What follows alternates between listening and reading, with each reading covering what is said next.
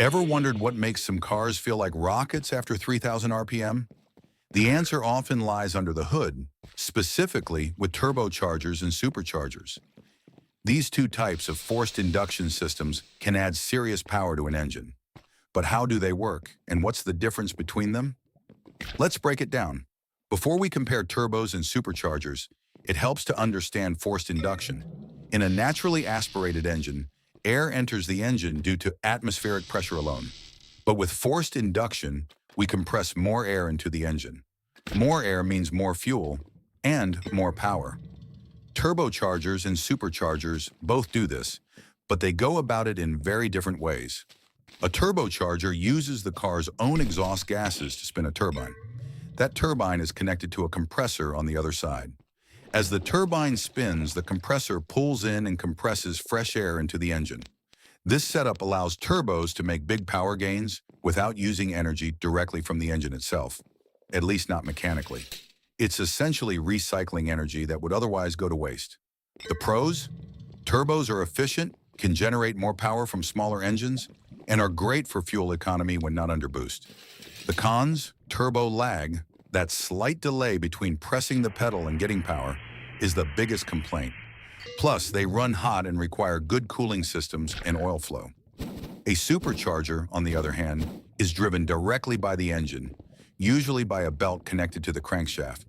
When the engine turns, so does the supercharger, compressing air into the engine instantly.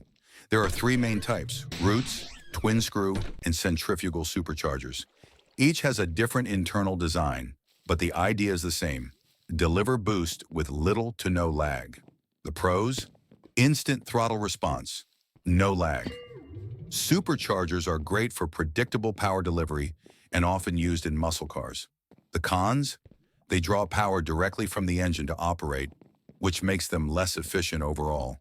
And they can be bulkier and heavier than turbos. So how do they really compare? Power delivery. Turbos tend to deliver more power at higher RPMs, while superchargers offer more immediate low-end power. Efficiency.